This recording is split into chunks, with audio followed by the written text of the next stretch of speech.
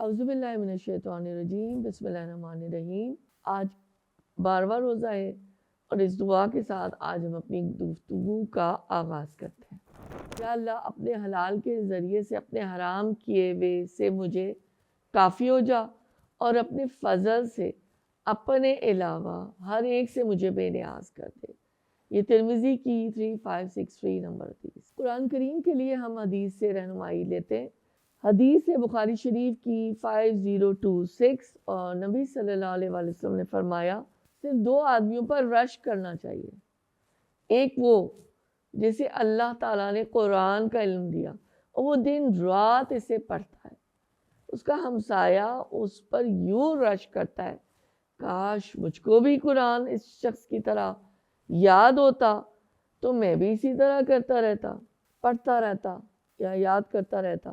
دوسرا وہ شخص جسے اللہ نے مال عطا کیا اور وہ اللہ کی راہ میں لٹاتا ہے، تو کوئی بھی شخص اس کے اوپر رش کر سکتا ہے کاش مجھ کو بھی اللہ نے ایسے ہی مال عطا کیا ہوتا اور میں بھی اللہ کی راہ میں نیک کاموں میں اس مال کو لٹاتا۔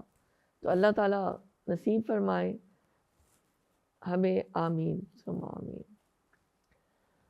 اگلی رہنمائی پھر ہم نماز کے لیے لیتے ہیں۔ جیسے ہم نے ایک دفعہ بہت سارے نقطے لیے ہیں، ایاک نستعین بھی، تو آج ایاک نعبد۔ اے اللہ صرف تیری ہی ہم عبادت کرتے ہیں۔ یعنی یہ زبان سے کہنا تو آسان ہے نا، لیکن دل کو اللہ کے لیے خالص کرنا، اللہ سے یہ کہنا کہ اللہ آپ ہی میرے معبود ہیں، ہم تیرے عاجز بندے ہیں، تو بے نیاز ہے، تجھے کسی کی ضرورت نہیں، لیکن ہم آپ کے محتاج ہیں۔ آپ کو ہماری عبادت کی بھی ضرورت نہیں، لیکن ہمیں ضرورت ہے کہ ہم آپ کی عبادت کریں کیونکہ آپ ہمارے رب ہیں۔ نماز میں بھی اسی طرح کی سوچ جو ہے نا وہ ذہن میں ہونی چاہیے، انشاءاللہ ہم کوشش کریں گے۔ اخلاق حسنہ میں گمان، یہ بڑا کامن پوائنٹ ہے اور یہ بہت ہی زیادہ نا روزمرہ زندگی میں ہمیں نظر آتا ہے کہ گمان، اچھا گمان بھی ہو بعض دفعہ تو وہ بدگمانی میں بدل جاتا ہے۔ یہاں پہ ہم دیکھتے ہیں اچھے گمان کی بات ہو رہی ہے۔ ابو داؤد 4993، اچھا گمان اچھی عبادت میں سے ہے۔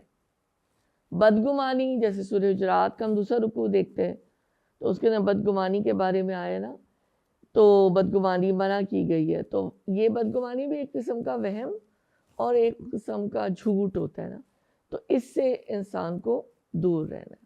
قرآن میں اللہ تعالیٰ کیا فرماتے ہیں سورہ حجرات کی آیت نمبر 1 میں کہ اے ایمان والو بدگمانی سے بچا کرو، بے شک بعض گمان گناہ ہوتے ہیں۔ انشاءاللہ اب ہم نے یہ کوشش کرنی ہے کہ ہم نے بدگمانی نہیں کرنی، اور یہ چیز بڑی کامن ہے، کامن پریکٹس میں ہم سے غلطی بھی ہو جاتی ہے۔ کسی نے یہاں سے نگاہ اٹھائی، کسی نے ادھر دیکھا، تو فوراً سوچنے لگتے ہیں ضرور ہمارے بارے میں ہی کچھ ہو رہا ہے۔ تو آج پھر ہم کیا کریں؟ نمبر 1، چاہے شیطان ہمیں کتنے ہی تنگ نہ کرے، کتنے ٹیز نہ کرے، ہم نے کوشش کرنی ہے کہ ہم نے حسن ظن رکھنا ہے۔